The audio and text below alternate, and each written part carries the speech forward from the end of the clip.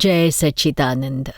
आपणा सगळ्यांच्या आत विराजमान परमात्म्याला अत्यंत भक्तिपूर्वक अभेद्य भावाने नमस्कार नमस्कार नमस्कार. पती पत्नीच्या दिव्य व्यवहाराविषयी आपल्याशी बोलणं चालू आहे. पती पत्नींमध्ये एकमेकांव्यतिरिक्त इतर कुणाशी जर संबंध आहेत, परस्त्रीवर वाईट नजर आहे, तिच्याविषयी वाईट विचार आहे, तर हे सगळे सूक्ष्मामध्ये अनैतिक संबंधच असतात. दादाजींनी सांगून ठेवलं आहे, आजच्या काळात पती पत्नीचा संबंध एकमेकांपुरताच जर सीमित असेल आणि दुसऱ्या स्त्रीविषयी वाईट विचार जर मनात आला नाही, विषय विकाराचा विचारही केला नाही, असं आयुष्य जो जगत असेल त्याविषयी आपण म्हणू शकतो की आजच्या काळातही हे त्यांचं ब्रह्मचर्य आहे. लग्न झालेलं असून सुद्धा. म्हणजे इतका सरळ पेपर करून ठेवला आहे ब्रह्मचर्याचा या काळानुसार. समजा कधी वाईट नजर पडली, वाईट विचार आला परस्त्रीबाबत, अशावेळी लगेच वाईट नजर काढून घेऊन आपल्या मनातून निश्चय करायचा की अरे हे चूक घडलं आहे, फार मोठी चूक झाली आहे. जिच्यावर आपली वाईट नजर पडली तिच्या अंतरंगातल्या परमात्म्याला नमस्कार करून माफी मागायची की माझ्याकडून ही चूक झाली, मला माफ कर. आणि असं वारंवार घडू नये असा निश्चय मी करतोय. तिच्याच अंतरंगात वसलेल्या परमात्म्याकडेच शक्ती मागा की मला ब्रह्मचर्य पालन करण्याची शक्ती दे. असं केल्याने आपलं तिथल्या तिथे केलेलं पाप धुतलं जाईल आणि तुम्ही त्वरित शुद्ध व्हाल आणि पुढच्या जन्मासाठी तुमचं हे कर्म कॅरी फॉरवर्ड नाही होणार. आणि मनापासून पश्चाताप करून प्रायश्चित्त प्रतिक्रमण केलं तर नक्कीच तुमची शुद्धी होईल आणि फार नुकसान होणार नाही. म्हणजे इतकं करण्याने तुमच्या जीवनात खूपच पावित्र्य येईल. दादाजींबरोबर एकदा एक भाई ड्रायव्हिंग करून दादाजींना घेऊन जात होते. तेव्हा ड्राईव्ह करत असताना तिकडे एक सिग्नल आला, तर पादचारी जिथून क्रॉस करत होते तिथे खूपच सुंदर अशी मुलगी तिथून क्रॉस करत होती. तर जो ड्राईव्ह करत होता तो जरा तरुण होता. त्याने तिला बघताच त्याची नजर तिच्यावर खिळून राहिली. त्याचे डोळे जरा चमकले. ती जोवर रस्ता क्रॉस करत नव्हती, उभी होती, तोवर त्याची नजर तिच्यावरच खिळून होती. बाजूला दादाजी बसले, त्याचाही त्याला विसर पडला. दादाजींनी हे सगळं मार्क केलं. जेव्हा ती मुलगी निघून गेली त्या क्षणी त्याची नजर दादाजींच्या नजरेला भिडली. तो एकदम खजील झाला. दादाजी म्हणाले, याचं खूप मोठं 1 तास बसून प्रतिक्रमण कर, नाहीतर ही पुढच्या जन्मी तुला सोडणार नाही, कुठल्या ना कुठल्या रूपाने येईल, सगळं बिघडवून टाकेल. दादाजींनी एवढ्या कडक शब्दात सांगितल्यावर तो अगदी घाबरला आणि त्याने ठरवून टाकलं की नक्की घरी जाऊन 1 तास बसला आणि त्याने मनापासून पश्चाताप केला आणि प्रतिक्रमण केलं. तर असं सकाळपासून संध्याकाळपर्यंत प्रत्येकाने हे बघायला हवं की कुठे दृष्टी बिघडली होती. स्त्री असो किंवा पुरुष, आपल्या पती किंवा पत्नीशिवाय कोण्या परक्याकडे, आणि समजा लग्न झालं नसेल तरी कुठे वाईट नजर पडली, वाईट विचार, विषय विकाराचा विचार आला, तर त्वरित त्याचं प्रतिक्रमण करावं. संध्याकाळी घरी जाऊन सकाळपासून संध्याकाळपर्यंत कुठे कुठे वाईट नजर गेली ते बघा, मनापासून प्रतिक्रमण करा, धुवून टाका. आमच्याकडे तरुण मुलामुलींची वेगळी शिबिरं होतात आणि परिणित लोकांची सुद्धा शिबिरं होतात. परिणित मुलामुलींचीही शिबिरं होतात. त्यात खूपच ओपनली डिस्कशन्स वगैरे होतं. ब्रह्मचर्याचं महत्त्व समजावलं जातं. नैतिक जीवनाचं काय महत्त्व आहे आणि एक पत्नी व्रत आणि एक पती व्रताचं महत्त्व आणि त्याचा अध्यात्मात किती उच्च दर्जा आहे, या सगळ्या गोष्टी अतिशय सूक्ष्मात समजावल्या जातात. यात विषय विकारांमध्ये किती हिंसा आहे याविषयी खूप चांगल्या प्रकारे डिटेलमध्ये समजवण्यात येतं आणि त्यावेळी खूप मनमोकळी चर्चा करण्यात येते. सगळंच आपल्या मनात जे काही असेल ते सगळं सांगतात. आपले जे काही प्रॉब्लेम्स असतील, ज्या चुका घडून गेल्या असतील त्या सगळ्या सांगून टाकू शकतात. एकदा असंच आमचं शिबिर चाललं होतं आणि त्यात अशाच आम्ही काही गोष्टी समजावत होतो की की आपण रस्त्यावरून चालता चालता किती पुरुषांचं शिबिर, तर रस्त्यानं चालता चालता किती स्त्रियांकडे आपण वाईट नजरेनं बघतो, किती वेळा कामुक भावनेनं त्या स्त्रीची छबी मनात उतरवतो. एखादी सुंदर असेल, चांगल्या फिगरची असेल तर नजर तिकडे आकर्षित होतेच आणि मनावर लगेचच तिची छबी उतरते. घरी आल्यावरही तिचाच चेहरा आपल्या डोळ्यासमोर येतो. रात्रीसुद्धा तोच आपल्याला दिसतो. कित्येकदा 8-8, 10-10 दिवस तो चेहरा नजरेसमोरून हालत नाही. असा मनावर ठसलेला चेहरा अशा प्रकारे जर का तुम्हाला त्रास देत असेल तर नक्कीच तिच्याशी तुमचा सूक्ष्मात विषयाचा संबंध जोडला गेलेला आहे. तिचं नातं तुमच्याशी जोडलं गेलंय, ते तुम्हाला सोडणार नाही. कुठे ना कुठे, कोणत्या ना कोणत्या रूपाने ती तो हिशो पूर्ण करेल. बघा, असे किती चेहरे तुमच्या मनावर कोरले गेले असतील. एक काका होते, ते तर 65 वर्षांचे होते. ते तर म्हणालेच, अरे बापरे, असे किती जणींचे फोटो माझ्या मनावर ठसलेत. अरे हेच काय, आता आज इथे आम्ही शिबिरात येत होतो, ट्रेनमध्ये बसलो होतो, तिकडे प्लॅटफॉर्मवर ट्रेनची वाट बघत होतो, तेव्हा एक स्त्री इतकी सुंदर होती तर तिचा चेहरा अजून हटत नाही आहे डोळ्यासमोरून. रस्ताभर ती मला दिसत होती. तरी ट्रेनमध्ये मी अध्यात्माविषयी बोलत होतो आणि सगळ्यांची धर्माविषयी बोलत होतो आणि बघतो तर आता माझ्या लक्षात येतं आहे की त्यावेळी आजूबाजूला माझ्या सगळे पुरुष बसले होते, स्त्रियाही बसल्या होत्या. तर मी खूप वेळ स्त्रियांशीच बोलत होतो आणि त्याही मला प्रतिसाद देत होत्या. मी खुश होत होतो. तर हा सुद्धा विषय विचारच आहे. हे आता माझ्या लक्षात येतंय. या चुका माझ्याकडनं झाल्या आहेत. मी कसा बाहेर पडू? तर आम्ही म्हटलं प्रतिक्रमण करा आणि आजवर ज्या स्त्रियांचे फोटो मनावर कोरले गेलेत ते सगळे आठवून मनापासून पश्चाताप करून प्रतिक्रमण करून पुसून टाका सगळे. तर त्या सेशनमध्ये अशा बऱ्याच गोष्टी बोलल्या गेल्या आणि प्रत्येकजण आपल्या चुका सांगायला लागले. असं तर खूपदा होतं. प्रत्येकाचंच असं होत असणार. इतकंच काय, असं काही नाही की असं तरुण मुलामुलींनाच वाटतं. असं मध्यम वयीन किंवा म्हाताऱ्यांनाही वाटू शकतं. म्हाताऱ्यांना तर जास्त वाटतं, कारण घरातली स्वतःची म्हातारी असते, त्यामुळे नजर दुसरीकडे वळते. असं खूपदा होत राहतं. तर हे लोक आम्हाला येऊन सांगतात, मोकळेपणानं कबूल करतात, सगळ्या गोष्टी सांगतात. इतकंच काय, पण कोणी चांगली छान लाल पिवळी ओढणी कोणाची स्कूटरवरून जाताना अशी हवेत उडते, तर नजर तिकडे आकर्षिली जाते आणि मग असं वाकून बघतात अधाशीपणाने, तर कळतं की इतकी तर काही सुंदर नाही. अरे रे, बेकार गेली मेहनत. अहो, पण या भानगडीत पडण्याची गरजच काय आहे सांगा? कधी कुणी चांगली फिगर असलेली दिसली, चांगले कपडे नटून थटून गेली, तर तिचंही आकर्षण वाटतं. तर या अशा गोष्टींपासून दूर राहा. स्त्रियांनी सुद्धा खूप जागृत राहिलं पाहिजे, नीट राहिलं पाहिजे. उगाच नटून थटून बाहेर जायची काय गरज आहे? पुरुषांचं मन आकर्षून घेण्याची काय गरज आहे? मग त्यातल्या कोणी तुमची छेड काढली की तुम्हाला राग येतो. अरे, तुम्ही अशा नटून थटून बाहेर पडताच का? मिडी वगैरे परिधान करता, टाईट कपडे परिधान करता, यामुळे लोकांची नजर फिरते. ते मनाने तुमचा उपभोग घेतात. अशी संधीच का द्यायची? अशी संधी देण्याचं निमित्त तुम्ही बनता आणि मग ते तुम्हाला भोगावंच लागतं. सरळ साधेपणाने पुढे जा. आपण चांगलं राहावं, शरीर संपूर्ण झाकलेलं असावं, त्यात हरकत कसली? पण या दुसऱ्यांना अट्रॅक्ट करण्यासाठीच हे सगळं करतात आणि मग कोणी गुंड मागे लागला की मग मात्र रडत बसतात. मग माझी काय चूक? अरे, या चुका तर होतातच ना. आणि ते तर पुरुषच भ्रमरवृत्तीचे असतात, ते तर मागे लागणारच. ते म्हणतात, तुम्ही कशाला असे ड्रेसेस घालता? तुम्ही चांगले अंगभर कपडे घालून फिरा. आपला भारतीय पोशाख साडी आहे किंवा पंजाबी ड्रेस आहे, ज्यामुळे सगळं शरीर व्यवस्थित झाकलं जातं. मग हे वेस्टर्न वर्ल्डवाले कपडे घालायची काय बरं गरज आहे? हे सगळं जे भूत आपल्या डोक्यात शिरलंय, त्यामुळे आपलं इम्प्रेशन पडतं आणि आपण मॉडर्न म्हणवलं जातो असं वाटतं.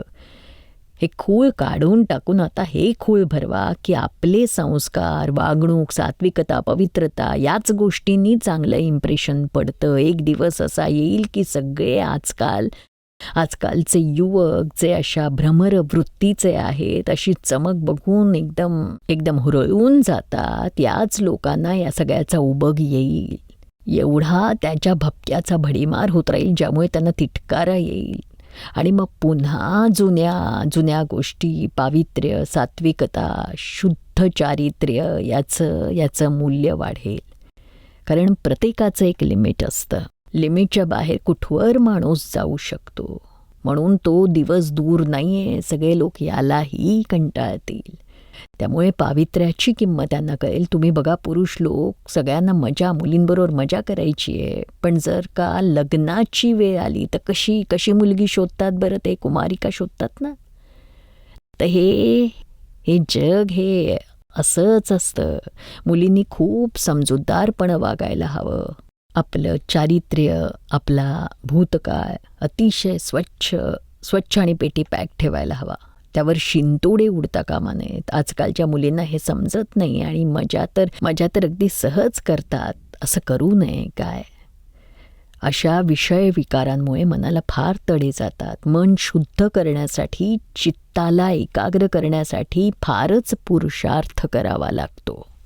ध्यान करणं, जप करणं हे सगळं केल्याने चित्ताची शुद्धी होते, एकाग्रता येते.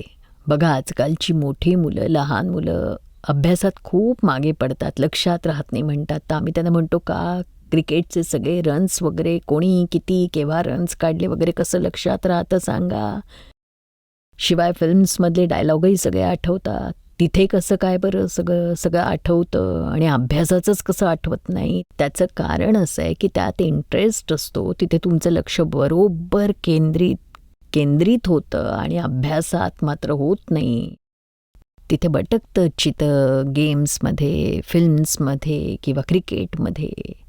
त्यामुळे केलेला अभ्यास नीट लक्षात राहत नाही. पण ज्याला नीट शिकायचं आहे आणि शिकून करिअर करायचं आहे, हुशार व्हायचं आहे, त्याने TV, रेडिओ, फिल्म, अश्लील साहित्य वगैरे यापासून दूर राहायला हवं.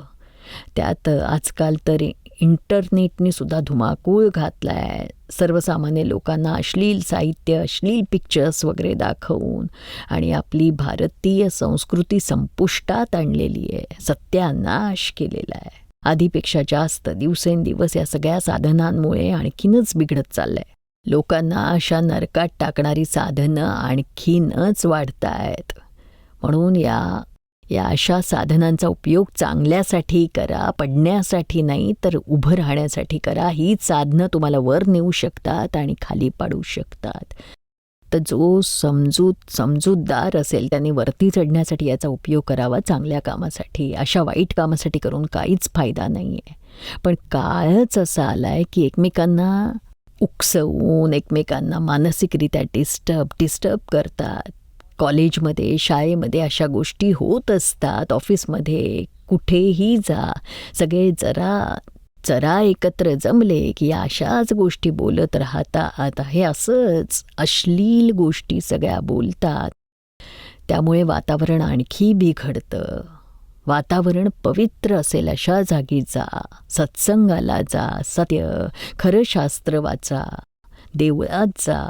हे सगळं केल्यानेच तुमचं मन पवित्र बनेल आणि तुमच्याबरोबर मुलंही आली तर त्यांचंही मन पवित्र होईल. नाहीतर या सगळ्या गोष्टींचा किती वाईट परिणाम होतो. घरात TV 24 तास चालू, घरातली वयस्कर मंडळी सतत बघतात. आम्ही बघितलं आहे की तरुण मुलं मुली, लहान मुलं, त्यांच्यापेक्षा म्हातारी मंडळीच खूप जास्त TV बघतात आणि म्हणतात आमचा वेळच जात नाही. अरे, वेळ जात नसेल तर आणखी कितीतरी चांगल्या गोष्टी आहेत ज्यामुळे तुम्ही वेळ चांगल्या प्रकारे घालवाल. आणि हे आयुष्य काय टाईमपास करण्यासाठी, तो टाईमच तुम्हाला मागे टाकून निघून जाईल आणि तुम्ही कायम मागे राहाल मग. तर हे समजून घ्या की जीवन यासाठी फक्त घालवण्यासाठी नाही आहे, तर काहीतरी मिळवण्यासाठी आहे. आयुष्यात काही कमवा किंवा कमवू नका, पण आध्यात्मिक ज्ञान जरूर मिळवा. अध्यात्मामुळे जे काही मिळवाल त्यामुळे अंतरंगात एक अंतःप्रेरणा अंतःप्रेरणा मिळेल की आपण आपलं जीवन सफल करतो आहोत. पण या सगळ्या गोष्टी असताना टी व्ही वगैरे हे सगळं काही उपयोगाचंच नाही आहे. आपल्यावर त्याचा वाईट परिणाम होईल, घरातल्या मुलांवर वाईट परिणाम होईल. ज्या घरातल्या वयोवृद्धांना टी व्ही बघण्याची आवड आहे, त्याशिवाय त्यांना चालत नाही, त्या घरातल्या मुलांवर तर आपोआपच त्याचा परिणाम होतो. घरात आईवडिलांचं बघून, आजोबांचं बघून मुलंही तेच शिकतात. जे लोक स्वतःच टी व्ही बघतायत ते मुलांना नाही. कसं काय म्हणू शकतील बरं? बघायचंच नाही असं आम्ही म्हणत नाही, पण जे काही चांगले प्रोग्रॅम्स आहेत, काही सायंटिफिक प्रोग्रॅम्स असतील किंवा काही सामाजिक प्रोग्रॅम्स असतील, ज्यामुळे मुलांची, आपल्या सगळ्यांचीच प्रगती होईल. इथे प्रगती तर नाही, उलट अधोगतीच्याच गोष्टी घडतात. आजकाल जुन्या काळात आणि आजच्या काळात घरातल्या चालीरीती फारच वेगळ्या आहेत. पूर्वीच्या काळी बघा, कधी कुठे डबल बेड नव्हता दिसत, बेडरूम्सच नसायच्या हो. त्या काळी काय होतं तर स्त्रिया तर त्या मागच्या खोल्यांमध्ये झोपायच्या आणि नवरे पुरुष वरच्या खोल्यांमध्ये, वरती फर्स्ट फ्लोअरवर किंवा पुढे, एकदम पुढे. तेव्हा त्यांच्या कधी भेटीगाठी व्हायच्या कुणास ठाऊक. आणि एकमेकांशी फारच कमी परिचय, खूपच कमी सहवास. त्यामुळे त्यांचं चारित्र्य बल, त्यांच्या चेहऱ्यावरचं तेज खूप टिकून राहायचं. आजकाल तर बघा, सगळ्यांचे चेहरे कसे असतात, अगदी सुकलेल्या कळीसारखे. अरे, कळी खुलतच नाही आणि खुलली तरी फार काळ टिकत नाही, सुकून जाते. तिच्या चेहऱ्यावर ना तजेला असतो, ना उत्साह, ना उल्हास. डिप्रेशन. अरे कशासाठी? इतक्या लहान वयात लहान मुलं म्हणतात की मी खूप डिप्रेस आहे. अरे, कळीसुद्धा उमलण्याऐवजी सुकून गळून जाते. असं कसं होतं? बघा, आमच्या काळात तर डिप्रेशन हा शब्दच माहीत नव्हता. बोर हा शब्दही माहीत नव्हता. आजकालची छोटी मुलं थोड्या वेळाने म्हणतात, मी बोर झालो मम्मी, मी बोर झालो, मला काहीतरी वेगळं हवं आहे, मला काहीतरी वेगळं खेळायला दे, काहीतरी वेगळं. असेच संवाद चालतात. बोर हा शब्द आलाय कुठून? हे होता कामा नये आयुष्यात. असं आयुष्य कुठे जाणार आहे सांगा? या डबल बेडमुळे तर विषय विकार इतके वाढले, त्याला काही निमित्तच उरलेलं नाही. विषयामध्ये काही नियम असायला हवेत. ही तर विकृती होऊन बसली. विषय विकारात फारच विकृती झाली आहे. त्यापेक्षा जनावरं बरी म्हणायची. त्यांच्यात विकृती नसते, त्यांचा विषय सहजपणे घडतो, सिझनल असतो, नियमाने घडून येतो. पण मनुष्यासाठी कुठले नियमच नाही आहेत. नो सीझन बिझन, काहीच नाही, वेळ काय नाही. कुठे विकृती गेली आहे, कुठपर्यंत पोचली आहे, आणि त्याचा परिणाम काय होणार आहे? तो मनुष्य नाही राहणार, जनावर गतीत जाणार आहे. म्हणून या सगळ्या विकृतींमधून बाहेर पडण्याचा विचार करा. विषय सुख म्हणजे लोन घेतलेलं सुख आहे, त्याचं रिपेमेंट करावं लागतं. जेव्हा रिपेमेंट करावं लागतं तेव्हा फारच दुःख भोगावं लागतं. पती पत्नीमध्ये रिपेमेंटच्या वेळी खूप भांडणं होतात. जेवढं भांडण मोठं तेवढा विषय मोठा, असं प्रमाण असतं. खूप विषय असेल तर भांडण जास्त, आसक्ती जास्त, भांडण जास्त. जिथे जास्त प्रेम तिथे जास्त द्वेष. आणि नॉर्मॅलिटी असेल तिथे सगळं नॉर्मल असतं. जिथे विषय बंद असतो तिथे प्रेमसंबंध खोल असतात. आणि बघा, हे प्रेम नाही आहे, ही आसक्ती आहे. आसक्तीमध्ये नेहमी भांडणच होतात. खूप आसक्ती असते, तिथे अपेक्षा असतात. अपेक्षा पूर्ण झाल्याने की मग द्वेष वाढतो आणि मग द्वेषामधून भांडण, वैर. म्हणून हे खूप नीट समजून घ्यायची गरज आहे. आणि इथे भांडणच काय तर मारझोडही होते. एक भाई दादाजींकडे यायचे, ते म्हणत होते की बघा दादाजी, माझी पत्नी खूप मारते मला. मी तुमच्या सानिध्यात असतो म्हणून मी असा हात उचलत नाही. आता मी बंद केलेलं आहे. आधी तर मी खूप मारायचो, पण तुमच्याकडून मी शिकवण घेतली, ज्ञान घेतलं, त्यामुळे हे सगळं बंद झालं आहे. पण अजूनही ती सतावते. तिला यामध्ये काही इंटरेस्ट नाही आहे. एवढंच काय, मला मारते. तर दादाजी म्हणाले की बघ, तुला या भांडणातून सुटायचं आहे, त्यामुळे 6 महिने किंवा वर्षभर तू विषय अजिबात बंद कर. स्ट्रॉंग बन. बघ, सगळी भांडणं, मारझोड सगळं बंद होईल. आणि मग त्याने तसं केलं. त्यामुळे सगळी भांडणं बंद झाली. त्यातून अनेक जणांनी बोध घेतला आणि आपल्यातली ही भांडणं बंद करून टाकली. तर असा काहीतरी उपाय करायला हवा. अशा उपायांमुळे तुमची सुटका होऊ शकेल काय? हा ज्ञानींनी सांगितलेला मार्ग आहे आणि ते जे काही सांगतात ते त्यांच्या अंतरंगातून व्यक्त झालेलं ज्ञान आहे. मार्ग असतो, पण तो ज्ञानाचा मार्ग असा सहज सापडत नाही. त्यांच्या मानसातून चारित्र्य बळ उत्पन्न होतं. ज्ञानींच्या चारित्र्य बळासमोर सारं जग झुकतं, नमन करतात लोक. ते चारित्र्य बळ शुद्ध ब्रह्मचर्यातून येतं. दादाजींच्या आयुष्यात असं शुद्ध ब्रह्मचर्य होतं. त्यांनी खूपच लहान वयात ब्रह्मचर्य, पत्नी होती तरी ब्रह्मचर्य अंगीकारलं त्यांनी आणि 30च्या आसपास त्यांनी ब्रह्मचर्य अंगीकारलं आणि अध्यात्मात फारच खोली गाठली त्यांनी. पत्नीला कायम ते बा असं म्हणायचे, हिराबा. कारण तो संबंध नव्हता. गांधीजी आपल्या पत्नीला कस्तुरबा म्हणायचे, कारण विषय संबंध बंद झाला तेव्हा ते माते समान आपल्या पत्नीकडे बघायचे.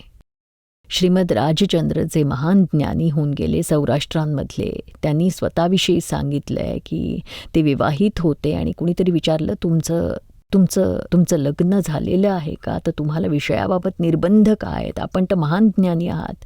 तर ते उतरले, विवाहित पुरुषाला एका दिवसात आपल्या पत्नीबद्दल जेवढा मोह वाटतो त्यापेक्षाही कमी मोह मला माझ्या सगळ्या आयुष्यभर पत्नीबद्दल वाटलेला नाही. म्हणजे बघा, ज्ञानींचा मोह बघा, काय त्यांची समज असते, कोणत्या दृष्टिकोनातनं ते आपल्या पत्नीकडे बघतात आणि कोणत्या दृष्टिकोनातनं सामान्य जनता बघते. किती मोठा फरक असतो. या फरकामुळेच तर ते ज्ञानी ठरतात ना, जे जन्म मरणाच्या चक्रातून सुटतात आणि लाखो लोकांना सुटण्याचा मार्ग दाखवतात. तर अशा ज्ञानींना जर तुम्ही भेटला तर खूप चांगला मार्ग ते तुम्हाला दाखवतील आणि आपलं जीवन धन्य होऊ शकेल. आणि असं जीवन जगण्याला काहीतरी महत्त्वता आहे. आपलं जीवन फक्त विषय आसक्त बनवून जीवन व्यर्थ घालवण्यासाठी नाही आहे. ठीक आहे, युवावस्थेतले काही दिवस असतात. आपल्या हिंदुस्थानामध्ये तर 4 आश्रम असलेली व्यवस्था आधीपासूनच केली गेली आहे. ब्रह्मचर्य आश्रम, शिक्षण घ्यायचं 25 वर्षापर्यंत ब्रह्मचर्याचं पालन, शिक्षण घेणं. मग गृहस्थाश्रम 50 वर्षांपर्यंत लग्न करायचं, नोकरी धंदा, मुलाबाळांना लहानाचं मोठं करायचं, जबाबदाऱ्या पार पाडायच्या. मग येतो तो वानप्रस्थाश्रम, घरात राहूनच ब्रह्मचर्याचं पालन करायचं आणि धर्मध्यानात राहायचं. आणि चौथा आहे तो संन्यासाश्रम, उतार वयात सगळ्याचा त्याग करून घर सोडून निघून जायचं. एखाद्या चांगल्या ज्ञानीबरोबर गुरुचा ध्यास घ्यायचा आणि आपल्या जीवनाचं, मनुष्य जीवनाचं सार्थक करायचं, आपलं आत्मकल्याण साधायचं, आत्म्याला ओळखून मोक्षाची प्राप्ती करायची. तर हे सगळं किती छान होतं. आजकाल अशी ही व्यवस्था निकालात निघाली आहे. त्यामुळे कुठलाही धर्म किंवा आध्यात्मिक स्तरच उरलेला नाही. पाश्चिमात्य देशांसारखे सगळेच भान झाले आहेत. शुद्ध चारित्र्याची किंमत समजून घ्यायची गरज नक्कीच आहे. अनैतिक संबंध जोवर असतील तोवर तुम्ही कधीही अध्यात्मामध्ये प्रगती साधू शकणार नाही, धर्मात प्रगती करू शकणार नाही. इतकंच नाही तर घरात, समाजात, प्रत्येक ठिकाणी तुम्ही धुतकारले जाल. म्हणून कोणता ना कोणता मार्ग अनुसरून कुठल्याही प्रकारे कुणाकडे तरी जाऊन एखाद्या गुरुकडे जा, ज्ञानीकडे जा. कुणीच नाही मिळालं तर आमच्याकडे या आणि काही चुका तुमच्याकडून झाल्या असतील तर त्यातून बाहेर पडा. बाहेर पडण्याचा मार्ग असतो, आहे आणि असणारच. तुम्ही तो अवलंबायला हवा. जय सच्चिदानंद.